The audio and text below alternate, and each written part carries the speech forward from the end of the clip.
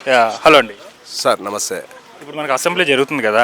So last 5 years back మన చంద్రబాబు నాయుడు గారు అయితే అసెంబ్లీ నుంచి బయటకు వెళ్ళిపోయారు. సో ఎప్పుడైతే గెలుస్తానో అప్పుడే అడుగు పెడతానని చెప్పేసి అడుగు పెట్టారు. అలాగే పవన్ కళ్యాణ్ని గేట్ కూడా దాటనివ్వని అన్నారు. సో ఇప్పుడు అసెంబ్లీలో ఉన్నారు. సో దాని గురించి మీరు ఏమంటారు?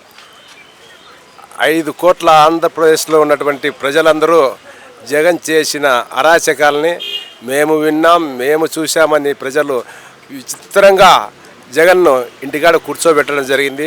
చంద్రబాబు నాయుడికి ఏ అసెంబ్లీలో అయితే అవమానం జరిగిందో అదే అసెంబ్లీ సాక్షిగా చంద్రబాబు నాయుడు గారు ప్రమాణం చేశారు. నేను ఏ రోజైతే తిరిగి అసెంబ్లీలోకి ప్రజల చేత ఎన్నుకోబడతానో ఆ రోజునే వస్తానన్నారు. ప్రజలు ఆయన మొర ఆలకించారు. జగన్ అవినీతిని కనుక్కున్నారు కాబట్టే ఆయనకు కానీ మన పవన్ కళ్యాణ్ కానీ భారీ మెజారిటీతో ప్రజలు కొత్త కొత్త ఆశలతో వర్షాకాలంలో చెట్లు ఏ రకంగా చిగురిస్తాయో ఆ ఆశలతో తెలుగుదేశం ప్రభుత్వాన్ని ఏర్పాటు చేసేదానికి ప్రజలు అవకాశం ఇచ్చారు. వాళ్ళ అవకాశాన్ని కూడా మేమంతరం తెలుగుదేశం పార్టీ నాయకులుగా, తెలుగుదేశం పార్టీకి చెందిన ఎంపీలు కానీ ఎమ్మెల్యేలు కానీ వాళ్ళ ఆశయాలకు అనుగుణంగానే పరిపాలన చేస్తారని చెప్పి మేము విశ్వసిస్తూ ఉన్నాం. అంటే రీసెంట్గా ఇప్పుడు మనం ఏ సోషల్ మీడియాలో చూసుకున్నా జగన్ గారి ఓట్స్ అనేది వైరల్ అవుతుంది ఈవీఎం మిషన్స్ గురించి. సో బ్యాలెట్ పేపర్ల ద్వారా జరగాలి, ఈవీఎం మిషన్ ఫ్రాడ్ జరిగింది అంటున్నారు. దేవుడికే తెలియాలి ఎలా గెలిచారు అంటున్నారు. దాని గురించి ఏమంటారు?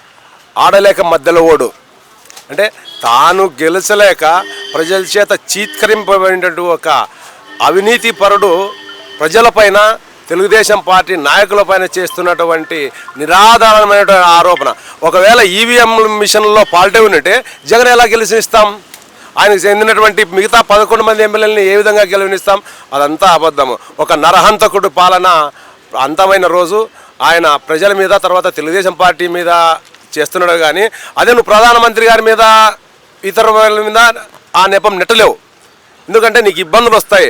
నువ్వు ఏదో ఈ చంద్రబాబు నాయుడు గారిని మరొకసారి ప్రజల మీద దోషిగా నిలబెట్టాలా, ఇంకోటి నిలబెట్టాలనే కుట్రపూరితమైన ఆరోపణ తప్పితే వేరేది ఏంది కాదని చెప్పి మేము విశ్వసిస్తూ ఉన్నాం. అంటే రీసెంట్గా రోజా కూడా ఒక ఇంటర్వ్యూలో చెప్పారు. సో పిల్లల్ని అడిగినా చెప్తారు వాళ్ళు ఎలా గెలిచారో అన్నది. సో దానికి ఏం చెప్తారు? నువ్వే రకంగా గెలిచింటివి? నువ్వు ఆ రకంగా గెలిచింటివా? 2014, 2019లో 101 సీటు గెలిచినప్పుడు ఈవీఎంల మీద చంద్రబాబు నాయుడు ప్రజల విశ్వాసం కోల్పోయి ప్రజల మీద నూకుతాడని చెప్పి ఆ రోజని ఈరోజు నువ్వు 11 సీట్లకు పరిమితం అయ్యేదానికి మరీ ఈవీఎంల మీద ఆ నెపాన్ని నెట్టడం, నువ్వు ఓటమిని జీర్ణించుకోలేకపోతున్నావు. నువ్వు ప్రజల తీర్పు శిరసావహించు, తర్వాత ప్రజల తీర్పు కోరు. అంతేగాని ఈవీఎంల పైన దీళ్ళ మీద నువ్వు ఆరోపణ చేయడం అనేది మంచి పద్ధతి కాదని చెప్పి మేము భావిస్తూ ఉన్నాం. సో ఈ 5 ఏళ్ళ పరిపాలన ఎలా ఉండబోతుంది బాబు గారి పరిపాలన? ప్రజాపాలన మొదలైందని మా నాయకుడు ఆ రోజే చెప్పారు. ప్రజల చేత ఎన్నుకోబడే ప్రభుత్వం ప్రజలకు అనుగుణంగా వారి ఆశయాలకు, తర్వాత వాళ్ళ భవిష్యత్తుకు చంద్రబాబు ఒక భరోసా. చంద్రబాబు అంటేనే ఒక నమ్మకం, ఒక విశ్వాసం. కాబట్టి ఏ అనుమానము లేదు. ప్రజలకు ప్రజారంజకమైన పాలనే అందిస్తాం. కాకపోతే ఇంకా ఒక 2 నెలలు ప్రభుత్వం ఒక గాడిన కూర్చుంటే ఎక్కడెక్కడ ఎమ్మెల్యేలు, మంత్రులు అంతా సెట్ అయితే ఖచ్చితంగా ప్రజారంజకమైన పాలనే ఉంటుంది.